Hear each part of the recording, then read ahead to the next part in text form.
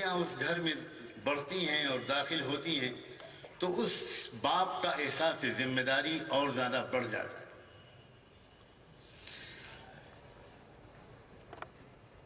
تصور کرو ایک ایسی قوم کا جو پوری کی پوری قوم، اس کے جوان، اس کے بوڑھے، اس کے مرد، اس کی عورتیں، اس کے پڑھے لکھے، اس کے بے پڑھے لکھے، اس کے مزدور، اس کے کسان، اس کے شاعر، اس کے ادیب، اس کے شہری، اس کے دیہاتی، اس کے حاکم، اس کے محکوم، پوری کی پوری قوم اس بات پر ایمان رکھتی ہو اور اس کا شعور رکھتی ہو کہ ہم اپنے لیے پیدا ہی نہیں کیے گئے ہیں، ہم پوری انسانی برادری کی خدمت کے لیے پیدا کیے گئے۔ کنتم خیر امت اخرجت للناس۔ تو اس قوم کا جینے کا انداز، اس کا اپنا عقل کے استعمال کا انداز، وقت کے استعمال کا انداز، مال کے خرچ کرنے کا انداز، اس کی تمنائیں، اس کے صبح و شام گزارنے کا انداز، یہ سب کچھ بدل جاتا ہے جب تک امت مسلمہ واقعتاً امت مسلمہ رہی، اللہ تعالیٰ کی طرف سے فطری قانون کے مطابق دنیا کی قوموں کی محبتیں بھی اس کو حاصل رہیں اور اس کو عزت بھی حاصل رہی۔ ایک وقت آیا کہ یہ امت بوڑھی ہو گئی، تھک گئی، 1000 سال پورے ہوئے تقریباً، اور اس کے بعد یہ امت میں اور دنیا کی دوسری قوموں کی تمناؤں میں، ان کی پرائرٹیز میں، ان کی ترجیحات میں، ان کی پسند میں کوئی خاص فرق نہیں رہ گیا۔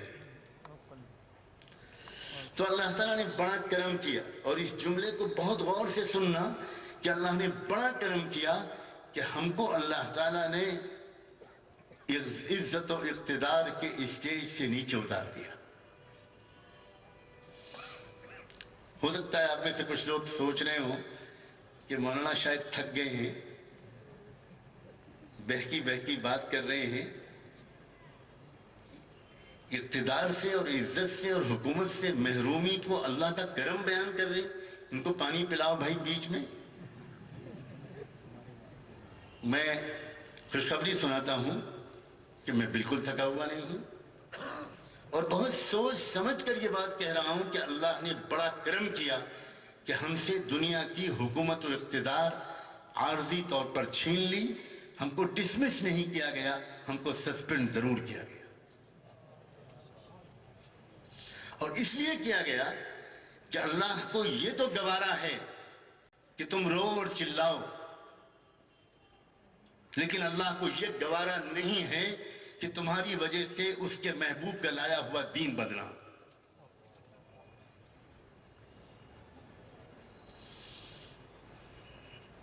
جس بات کا ہم رونا رو رہے ہیں، آپس کے اختلاف اور انتشار کا،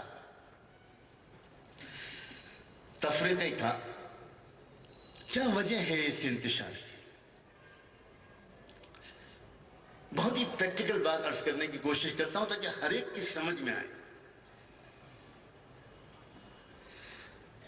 جب کچھ مدت گزر جاتی ہے کسی امت کو، اور اس امت کے درمیان اور اس کے نبی کے درمیان فاصلہ بڑھ جاتا ہے، تو ایک خرابی اس امت میں آتی ہے کہ جو حقیقت دین ہے، دین کی جو اصل روح اور اسپرٹ ہے، دین کا جو جوہر ہے، ادھر سے توجہ ہٹ جاتی ہے اور کچھ جزوی اور فروعی مسائل ہی اصل دین بن جاتی ہے۔ یہ غلطی ہوتی ہے، پہلی قوموں سے بھی ہوئی تھی، ہم سے بھی آج ہو رہی ہے۔ میں نے ایک آیت پڑھی تھی شروع میں، لیس البر ان تولوا وجوہکم۔ رحمت دو عالم صلی اللہ علیہ وآلہ وسلم جب ہجرت سے پہلے تک مکہ مکرمہ میں جب آپ کا قیام تھا، تو آپ جو نماز پڑھتے تھے تو اس انداز سے نماز پڑھتے تھے کہ سامنے خانہ کعبہ بھی ہوتا تھا اور سامنے بیت المقدس بھی ہوتا تھا۔ بیت المقدس مکے سے نارتھ کی سمت میں ہے، اور خانہ کعبہ آپ جانتے ہیں کہ چوکور ہے، تو آپ اس طرح کھڑے ہوتے تھے کہ سامنے نارتھ کی سمت بھی ہو، شمال بھی ہو، تو کعبہ بھی سامنے اور بیت المقدس بھی سامنے۔ اور اس کی وجہ یہ تھی کہ آپ کا ایک معمول تھا کہ جب تک پچھلے نبی کی شریعت کے کسی حکم کی تبدیلی کا کوئی واضح حکم آپ کو نہیں ملتا تھا، آپ پچھلی نبی کی شریعت کے حکم کو ہی فالو کرتے تھے، اس لیے کہ آپ دنیا کے قوموں کا رشتہ ان کے پیغمبروں سے توڑنے کے لیے نہیں آئے تھے، آپ دنیا کی قوموں کا رشتہ ان کے اپنے اپنے پیغمبروں سے جوڑنے کے لیے آئے تھے۔ لیکن جب آپ مدینے آ گئے تو جغرافیکل پوزیشن بدل گئی۔ اب مکہ مدینے سے ساؤتھ میں اور بیت المقدس مدینے سے نارتھ میں، تو دونوں کی طرف آپ رخ نہیں کر سکتے تھے، تو آپ نے چوز یہ کیا کہ آپ نے مدینے میں آنے کے بعد بیت المقدس کی طرف رخ کر کے نماز پڑھنے شروع کی۔ 17 مہینے تک آپ بیت المقدس کی طرف رخ کر ہی نماز پڑھتے رہے۔ 17 مہینے کے بعد اللہ کی طرف سے ایک حکم واضح آ گیا اور آپ نے پھر خانہ کعبہ کی طرف رخ کر کے نماز پڑھنے شروع کی۔ بس اسی کو بہت بڑا ایشو بنا لیا مدینے کے یہودیوں نے، اور یہ پروپیگنڈا کرنا شروع کیا انہوں نے عام لوگوں میں، یہ کیسے پیغمبر ہیں، ان کا روز قبلہ ہی بدلتا رہتا ہے۔ یاد رکھنا، عام لوگ جو ہوتے ہیں وہ چھوٹے چھوٹے مسائل میں الجھنا، ان کو الجھا دینا آسان ہوتا ہے۔ اب جو لیڈرشپ تھی یہودیوں کی، وہ یہ نہیں چاہتی تھی کہ عوام کے درمیان غور و خوض ہو اس بات میں کہ کیا محمد اللہ کے رسول ہیں، کیا عیسیٰ خدا کے بیٹے تھے یا خدا کے پیغمبر تھے۔ وہ نہیں چاہتے کچھ مخصوص قسم کے لیڈرز کہ عام لوگوں کی توجہ کچھ تعمیری مسائل کی طرف ہو، تو اس کے وہ ہٹا دینے کے لیے کچھ نان ایشوز کو چھیڑتے ہیں۔ یہی اس حکمت عملی اختیار کی یہودیوں نے، اور اس ایشو پر خوب پروپیگنڈا کیا۔ صحابہ کرام بہت تربیت یافتہ لوگ تھے، صحابہ کرام اپنی انرجی کو برباد نہیں کرتے تھے، صحابہ کرام ہر بات کا جواب نہیں دیتے تھے۔ رحمت دو عالم صلی اللہ علیہ وسلم نے ایسی ٹریننگ دی تھی کہ اپنا کام کرتے رہو، تمہارا کام 1000 سازشوں کا جواب ہوا۔ اپنے اخلاق کو اچھا کرو، اپنے وقت کو صحیح گزارو، اپنے مال کا صحیح استعمال کرو، اپنے ٹائم کو مینیج کرو، ہیومن ریسورسز اور فائنینشیل ریسورسز۔ جو قوم اس کا مینجمنٹ ٹھیک سے کرتی ہے، اس قوم کو دنیا میں سربلند ہونے سے دنیا میں کوئی قوم روک نہیں سکتی۔ اقیم الصلاۃ اور آتوا الزکاۃ بار بار یاد دلایا جاتا تھا، اور اقیم الصلاۃ ایک جامع عنوان ہے ہیومن ریسورسز کے مینجمنٹ کا، اور آتوا الزکاۃ ایک جامع عنوان ہے فائنینشیل ریسورسز کے مینجمنٹ کا۔ جب بھی کوئی سازش ہوتی تھی، صحابہ سے کہا جاتا تھا اقیم الصلاۃ، نماز قائم کرو اور زکات دو۔ کیا صحابہ نماز نہیں پڑھتے تھے جو ان سے کہا جا رہا ہے کہ نماز پڑھو؟ حضرت شاہ ولی اللہ رحمۃ اللہ علیہ نے تفصیل سے لکھا ہے کہ اقامت الصلاۃ کا مطلب کیا ہوتا تھا۔ ہماری دعوت و تبلیغ کی محنت میں ایک مخصوص ویکیبلری استعمال کی جاتی ہے، ایک خاص زبان استعمال کی جاتی ہے، اور یہ بھی کسی تحریک کی ایک کامیابی ہوتی ہے۔ یہ ایک بہت باریک نفسیاتی نقطہ ہوتا ہے۔ تبلیغ کی محنت میں ایک لفظ بولا جاتا ہے نماز والی محنت۔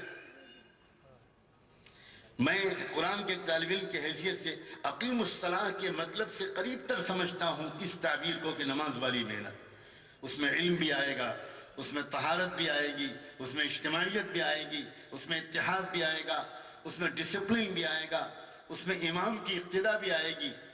کتنی آسانی سے اتحاد پیدا ہو گیا جب مقتدی امام کے پیچھے ایک ہو گئے، کتنی آسانی سے، کوئی تقریر نہیں کرنی پڑی، ایک کو اپنا امام بنا لیا، سب پیچھے کھڑے ہو گئے، اب سب بالکل متحد ہیں۔ میرا جی چاہ رہا ہے کہ میں اس وقت بالکل فریش ہوں، میں نماز میں سورہ یاسین پڑھوں اور امام صاحب نے سورہ قل واللہ احد پڑھ کے رکوع کر دیا۔ اب میں نہیں کر سکتا کہ میں اپنی خواہش کے مطابق سورہ یاسین پڑھتا رہوں، اس لیے کہ میں آزاد نہیں ہوں، میں فالوور ہوں، میں کسی کے پیچھے ہوں، میں رکوع میں چلا جاؤں گا، سب کے سب رکوع میں چلے جائیں گے، خوبصورت اتحاد قائم ہوتا ہے اس آسان طریقے سے کہ ہم سب اپنے کو چھوٹا مان لیں، کسی کو اپنے میں سے بڑا مان لیں۔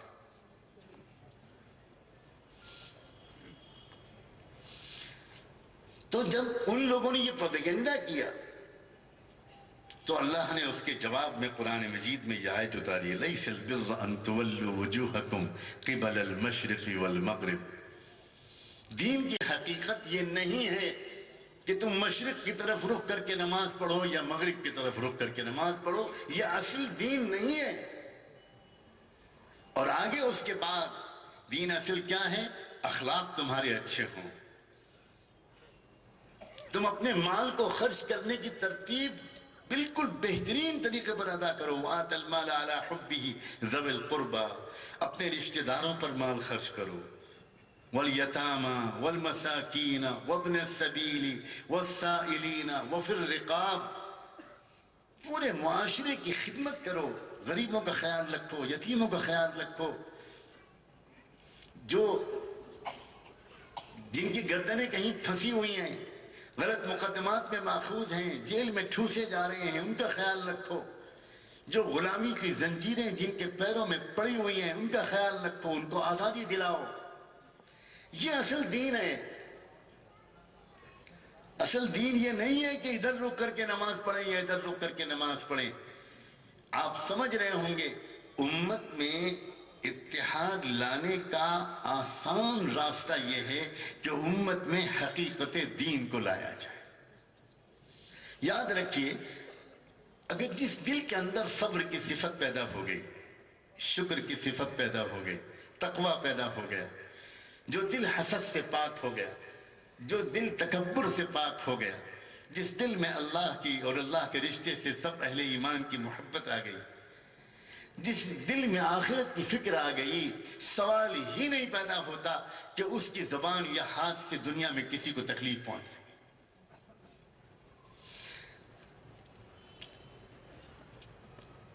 آج صبح کی نشست میں بہت تفصیل سے ساجد نے اس موضوع پر بات کی تھی کہ ہم سے کہیں ایک غلطی ہو رہی ہے کہ ہم نتائج پر محنت کر رہے ہیں، نتائج کے اسباب کو نظر انداز کر رہے ہیں۔ یہ اختلاف جو ہوتا ہے یہ بگڑی ہوئی قلبی کیفیت کی وجہ سے ہوتا ہے۔ اختلاف دلائل کی بنیاد پر جو ہوتا ہے اس سے کبھی بھی آپس کے تعلقات خراب نہیں ہوتے، بہت احترام رکھتے ہیں لوگ ایک دوسرے کا۔ شدید اختلاف بھی ہے کسی کے مسلک سے، کسی کی رائے سے، کسی کی تعبیر سے، کسی کی فکر سے، لیکن اس کے باوجود اس کا پورا احترام، اس سے محبت، اس کی خوبیوں کی قدر اور اعتراف۔ یہ ہے مزاج ہمارا جو بنایا گیا تھا۔ بہت اچھا ہے کہ اس وقت اتنا بڑا یہ مجمع یہاں جمع ہے۔ آپ اچھی طرح سمجھ لیجئے کہ اگر آپ کے سامنے کوئی مسلکی اختلاف کی بات چھیڑتا ہے تو آپ اس سے بہت محبت سے یہ کہیے کہ آپ کا بہت بہت شکریہ، میں عالم نہیں ہوں، آئیے میں اپنے مسلک کے کسی عالم دین کے پاس آپ کو لے کر چلتا ہوں، آپ وہاں تشریف لے چلیے، یہ بات ان سے کیجئے۔ آپ سوچئے ذرا، دواؤں کی کمپنیاں ریسرچ کرتی ہیں، اس میں ایک کمپنی ثابت کرتی ہے کہ فلاں دوا جو ہے بہت اس کے سائیڈ ایفیکٹس ہیں، بہت نقصانات ہیں، فلاں اینٹی بائیوٹک جو ہے وہ لیور کو ڈیمیج کرتا ہے، تو وہ دوا کی کمپنی سیمینار بلائے گی، ڈاکٹرز کو بلائے گی، دوا بنانے والی کمپنیوں کے اور اس لائن کے سائنسدانوں کو بلا کر ان کے درمیان وہ بحث کرے گی، یا جلگاؤں کی مچھلی منڈی میں جا کر ڈاکٹر صاحب تقریر شروع کریں گے اور مچھلی منڈی میں جا کر کہیں گے کہ یہ جو اینٹی بائیوٹک ہے نا ایزیتھرومائسین، اس سے ریسپائرٹری سسٹم فیل ہوتا ہے. تو مچھلی کاٹنے والا اپنی گڑاسے کو دکھائے گا، بہت تیز دھار ہے اس میں. ارے بابا یہ ہم سے کیوں کہہ رہے ہو؟ میں حیران ہوتا ہوں. عوام کو اکٹھا کیا، کالج کے نوجوانوں کو اکٹھا کیا اور ان سے کہا آپ سورہ فاتحہ پڑھتے ہو امام کے پیچھے؟ وہ بیچارہ گڑبڑا جاتا ہے کہ میں تو نہیں پڑھتا. اچھا یہ دیکھو بخاری، یہ ہے بخاری. بخاری میں لکھا ہے کہ سورہ فاتحہ پڑھنے کے بغیر نماز نہیں ہوتی. اب وہ لڑکا سوچتا ہے یار مشکل سے 3 مہینے پہلے نماز شروع کی تھی اور وہ بھی گئی، وہ بھی نماز بھی نہیں. وہ سوچتا ہے یار وہی زندگی اچھی تھی کہ پکچر دیکھیں گے، انٹرنیٹ دیکھیں گے، ان مولویوں کے چکر میں پڑیں گے تو یہی ہوگا. یہ کہے گا کہ ہوگی اور یہ کہے گا کہ نہیں ہوگی. ارے بابا سورہ فاتحہ کے بغیر نماز ہوتی ہے نہیں ہوتی، یہ فزکس کے اسٹوڈنٹ سے کیوں کہہ رہے ہو؟ یہ ہمارے پاس کیوں نہیں آ کر کہتے؟ آج تک میں نے نہیں دیکھا کہ ان علمی مسائل پر گفتگو کرنے والا کوئی شخص کسی بھی عالم دین کے پاس گیا. یہ اس بات کا کلیئر کٹ ثبوت ہے کہ یہ کوئی سازش ہے جو ہم کو آپس میں لڑانے کے لیے کی جا رہی ہے. Clear indication.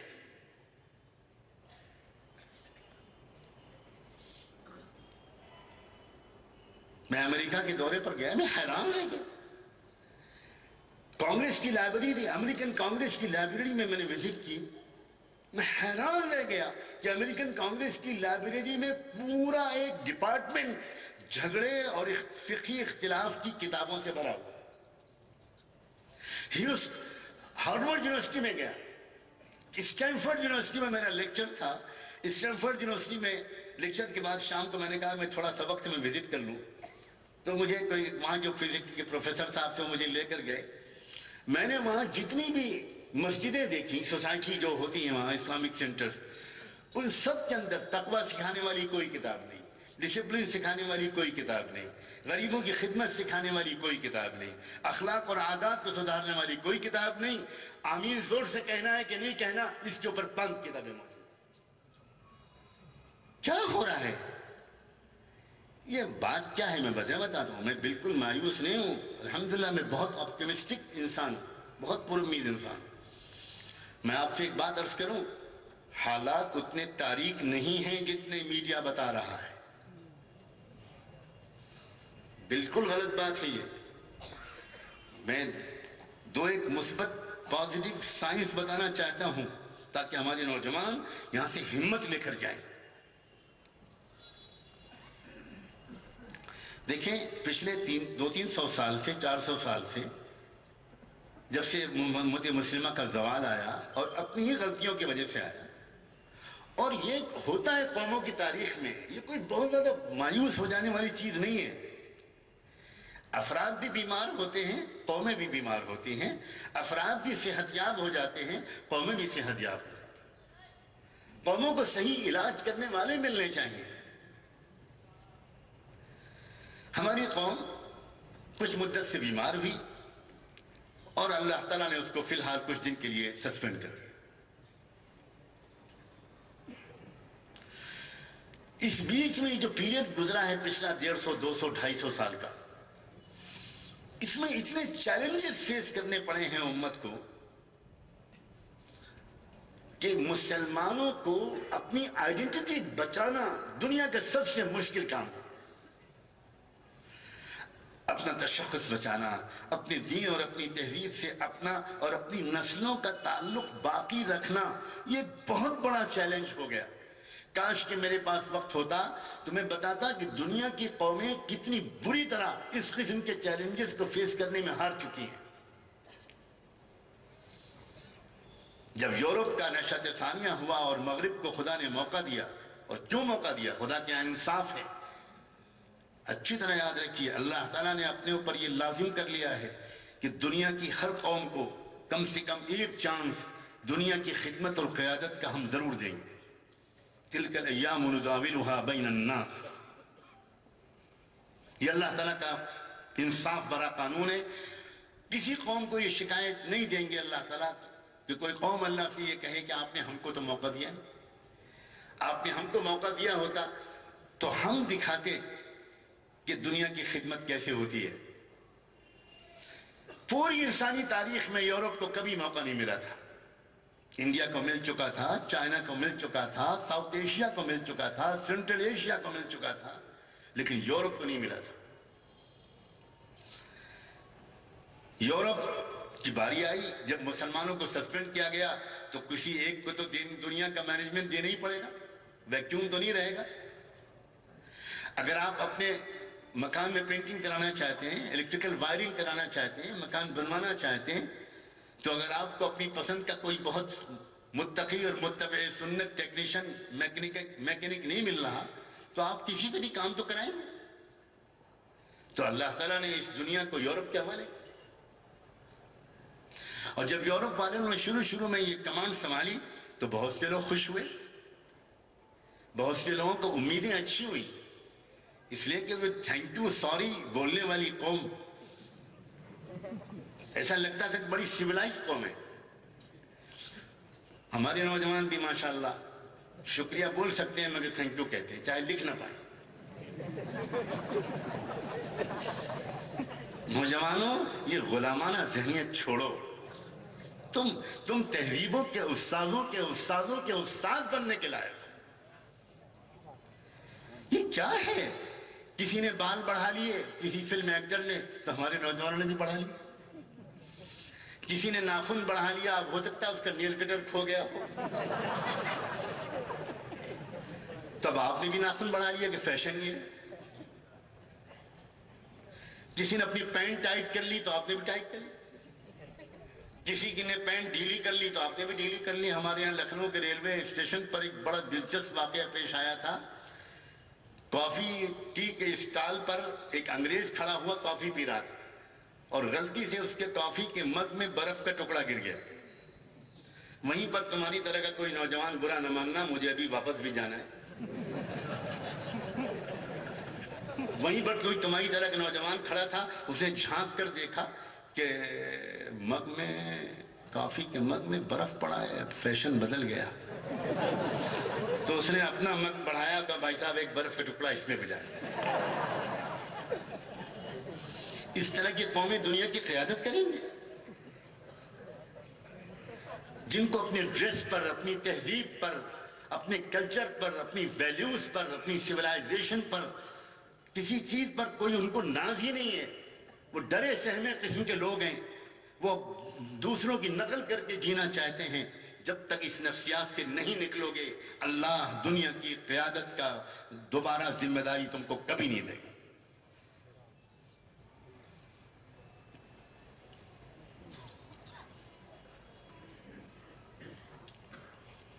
جب یورپ کے ہاتھ میں قیادت آئی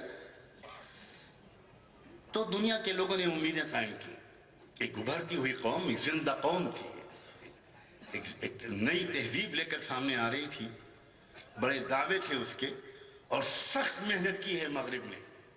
یہ بات ریکارڈ میں آنی چاہیے، کوئی قوم دنیا میں بلا استحقاق کوئی ذمہ داری کا منصب قبول اختیار نہیں کر سکتی۔ مغرب نے محنت کی ہے، ہم کاہل ہو گئے، ہم سست ہو گئے، ہم نون ایشوز میں الجھ گئے، ہم نے تاج محل اور قطب مینار بنانے شروع کر دی، ہم نے عیاشیاں شروع کر دی۔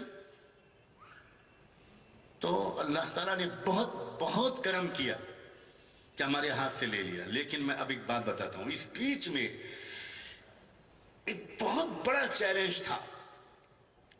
جو تجربہ مغرب نے کیا تھا اسپین میں، اندلس میں، وہ تجربہ وہ پوری دنیا میں کرنا چاہتا تھا، اور چاہتا تھا کہ مسلمان نام کی امت ہی دنیا سے مٹ جائے۔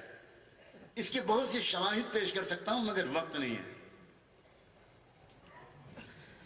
میں سب سے پہلے بہت ہی خوشی کے ساتھ اپنے نوجوانوں کو اور آپ سب کو یہ خوشخبری سنانا چاہتا ہوں، پچھلے 200-300 سال کے اسٹرگل میں الحمدللہ اپنی آئیڈینٹی کے محفوظ رکھنے میں اور اپنے تشخص کے محفوظ رکھنے میں اور اپنی نئی نسلوں کے اسلام سے تعلق کے باقی رکھنے میں یہ امت مسلمہ تقریباً 100% کامیاب رہی. Full marks to those who are behind this success. Allah تعالیٰ ان سب کو جزائے خیر عطا فرمائے. اور بڑی لمبی فہرست ہے، اور میں نام لے کر گنانا شروع کروں گا تو یہ بھی ڈر لگے گا کہ فلاں کا نام آیا اور فلاں کا نام نہیں آیا. میں سلام بھیجتا ہوں ان سب مجددین کو، ان مصلحین کو، ان داعیوں کو، ان شعراء کو، ان ادباء کو، ان تحریکی زعماء کو، ان مفکرین کو، ان اکابر اہل اللہ کو، ان مدرسہ و خانقاہ والوں کو، ان اللہ والوں کو، جن کی سب کی ملی جلی جد و جہد کے نتیجے میں امت مسلمہ آج بھی امت مسلمہ ہے. بلکہ بقول علامہ اقبال، مسلمان کو مسلمان کر دیا طوفان مغرب نے. الٹا ہو رہا ہے بالکل. جتنا زیادہ مغرب اس وقت اسلام کے خلاف زبردست قسم کے ظلم کر رہا ہے، اتنا ہی زیادہ مسلمان نوجوان اپنے اسلام کی طرف واپس جا رہا ہے.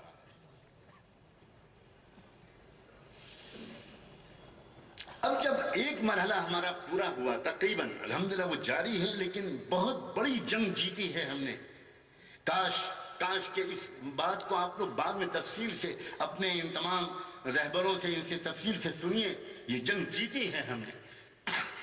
یہ جنگ ہم نے جیتی ہے افریقہ میں، یہ جنگ جیتی ہے ہم نے نارتھ افریقہ میں، یہ جنگ جیتی ہے ہم نے مصر میں، یہ جنگ جیتی ہے ہم نے شام میں، یہ جنگ جیتی ہے ہم نے فلسطین میں، یہ جنگ جیتی ہے ہم نے ترکی میں، یہ جنگ جیتی ہے ہم نے سوڈان میں، اور میں فخر سے کہتا ہوں یہ جنگ جیتی ہے ہم نے ہندوستان میں.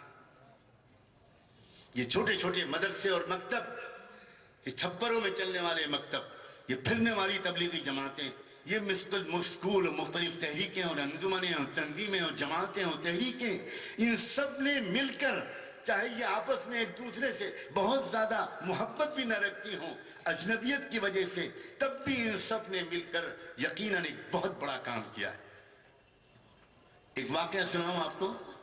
جب گجرات میں زلزلے آئے تھے بہت بھیانک قسم کے، ارتھکویک آیا تھا بھوج کے علاقے میں، تو میں اس وقت وہاں پر لکھنؤ سے گیا تھا. اس وقت میں لکھنؤ ہی میں رہتا تھا، آپ کے صوبے مہاراشٹر کا باشندہ نہیں بنا تھا.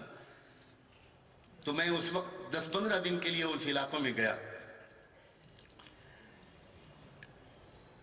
ایک جگہ سے ہم لوگ دوسری جگہ کی طرف جا رہے تھے. 3-4 گاڑیاں تھیں، ہمارے ساتھ 15-20 علماء تھے اور تبلیغ کی محنت کے ذمہ داران تھے، اور مدرسوں نے اور تبلیغ کے ساتھیوں نے زبردست کام وہاں پر خدمت خلق اور ریلیف کا کیا تھا، جس کو آرمی کے کمانڈر نے تحریری طور پر اعتراف کیا کہ میں نے زندگی میں ایسا سوشل ورک کرنے والے لوگ نہیں دیکھے.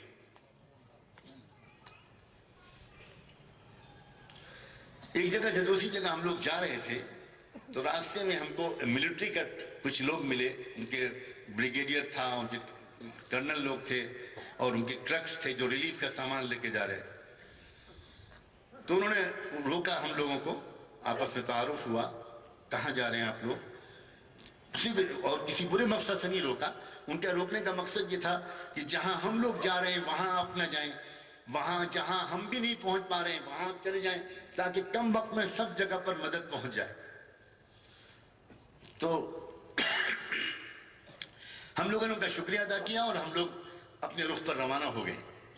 لیکن اچانک مجھے راستے میں دل میں ایک شدید عجیب قسم کا داعیہ پیدا ہوا، اور میرے دل میں خیال آیا کہ ہمیں فلاں گاؤں ضرور جانا چاہیے.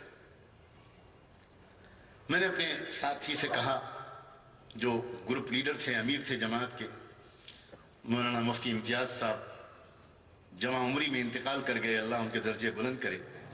احمد آباد کا ایک بڑا زندہ دل عالم تھے. تو میں نے ان سے کہا کہ مفتی صاحب، میرا دل میں شدید تقاضا ہے، میں وجہ تو نہیں بتا سکتا لیکن شدید تقاضا ہے کہ وہاں جانا چاہیے. تو کہنے لگے بہت اچھا. انہوں نے گاڑی کی ڈرائیور سے کہا کہ ذرا ادھر کو موڑو، اس گاؤں میں چلنا ہے. تو ہمارا قافلہ وہاں پہنچا. وہاں پہلے سے ایک ریلیف کیمپ لگا ہوا تھا بہت بڑا، اور گاؤں کے لوگ لائن میں لگے ہوئے تھے، کچھ زخمی تھے جو لیٹے ہوئے تھے، اور وہاں ریلیف تقسیم کیا جا رہا تھا. تو ہم لوگوں نے تھوڑی دور گاڑیاں روکی اور صرف دیکھا اس کو. واچ کیا، حالانکہ ہمیں کوئی پہلے سے خبر نہیں تھی، لیکن یہ اللہ تعالیٰ کی طرف سے تھا۔ لائن لگے ہوئے لوگ تھے اور جا کر وہ اسٹیج پر جاتے اور ان کو پورا کٹ دیا جاتا، جو پورے بیگز تھے، چاول دال تیل وغیرہ جو ایسے موقع پر تقسیم ہوتا ہے۔ انہی لائن میں لگے ہوئے لوگوں میں ہم نے ایک بچہ دیکھا جو شاید مشکل سے 9-10 سال کا تھا، اور ٹوپی لگائے، کرتا پاجامہ پہنے۔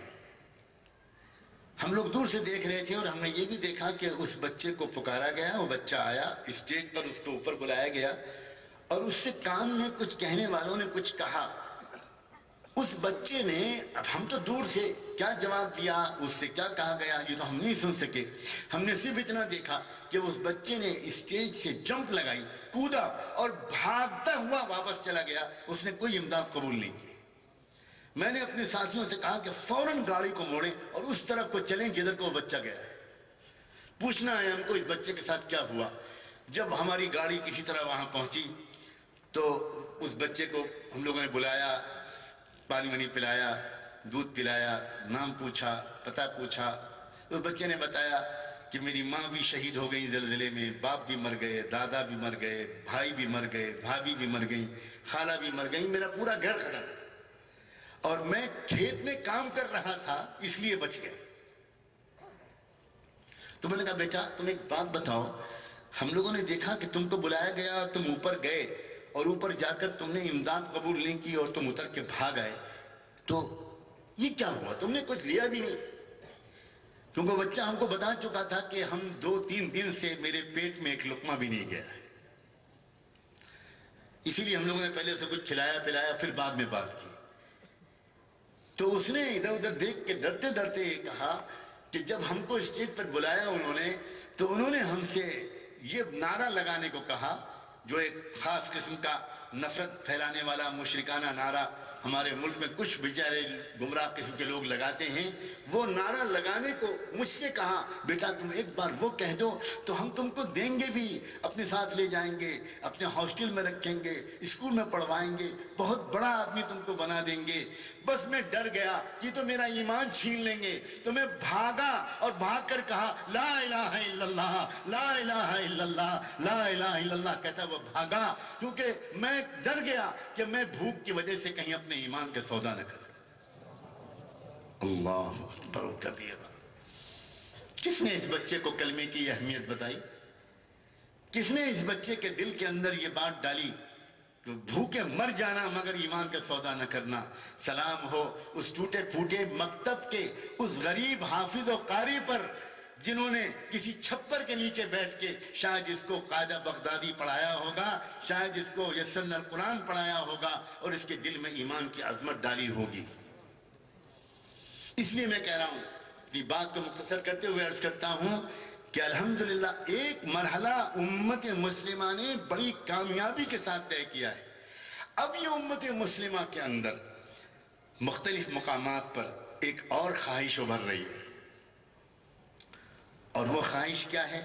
وہ یہ کہ ساری دنیا کے ہمارے ملک کے جو عام انسان ہیں ان سب کو اسلام کا یہ جو سوشل جسٹس سسٹم ہے اس کا فائدہ پہنچے، اسلام کا نظام عدل قائم ہو، سارے لوگوں کو اس سے راحت ملے، کسی مذہب کے ماننے والے ہوں، کسی سماج میں پیدا ہونے والے ہوں، کسی ذات برادری کے لوگ ہوں، کوئی ان کا پیشہ ہو، کہیں کے لوگ ہوں، سب کو چین و سکون ملے، یہ جرائم سے معاشرہ پاک ہو، کرائم سے پاک ہو، ایک پرسکون زندگی ملے، اس کے لیے وہ آگے بڑھ کر اس پورے سسٹم کو مدرسے اور مسجد اور خانقاہ سے نکال کر اب وہ پارلیمنٹ ہائسوں تک پہنچانا چاہ رہے ہیں، اسمبلیوں تک پہنچانا چاہ رہے ہیں، عدالت کے کمروں تک پہنچانا چاہ رہے ہیں، مارکیٹ کے سسٹم تک پہنچانا چاہ رہے ہیں، اس لیے کہ وہ دیکھ رہے ہیں کہ موجودہ اکنامک سسٹم وہ سسٹم ہے جو غریب کو غریب کو اور غریب بنا رہا ہے اور امیر کو اور امیر بنا رہا ہے۔ تو اب جب وہ قدم آگے بڑھانے کی کوشش کر رہے ہیں، ابھی تک تو ایک ڈیفینسو اسٹریٹجی تھی، یہ تھا کہ کسی طرح اپنے آپ کو ہم دین پر قائم رکھیں، اور اب جب وہ آگے بڑھ رہے ہیں تو جب وہ آگے بڑھ رہے ہیں تو ظاہر ہے کہ شیطان برداشت تو نہیں کر پائے گا اس کو، اس لیے شیطان نئی نئی رکاوٹیں ڈال رہا ہے، نئے نئے تکلیفوں میں مبتلا کرنے کی کوشش کر رہا ہے، طرح طرح کی الجھنیں کھڑی کر رہا ہے۔ لیکن یاد رکھنا، جس اللہ نے کمزور اور نہتے ایمان والوں کو اس پورے مرحلے میں کامیابی کے ساتھ یہاں تک پہنچا دیا، وہی اللہ انشاءاللہ اپنے کلمے کو بلند کر کے رہے گا۔ انصاف ملے گا لوگوں کو۔ ہم صرف مسلمانوں کے لیے تڑپنے والے لوگ ہرگز نہ بنے، ہم ساری دنیا کے انسانوں کا دکھ درد بانٹنے والے بنے۔ ہم رحمت للعالمین کے امتی ہیں، ہم رحمت للمسلمین کے امتی نہیں ہیں۔ ہم رب العالمین کے بندے ہیں، ہم رب المسلمین کے بندے نہیں ہیں۔ تو بہت پازیٹیو نوٹ کے ساتھ آپ یہاں سے اٹھیں، حالات انشاءاللہ آپ سازگار بناتے چلے جائیں گے۔ یاد رکھو، زندہ قومیں جو کچھ تبدیلی چاہتی ہیں ان کو کچھ چیلنجز کا مقابلہ تو کرنا ہی پڑتا ہے، اور ہمیں تو یہ سکھایا گیا ہے کہ جو لوگ ہمارے سے دشمنی کر رہے ہیں ان کو بھی ہم دشمن نہ سمجھیں، ان کا یہ سمجھیں کہ یہ واقف نہیں ہے، سمجھ نہیں پا رہے ہمارے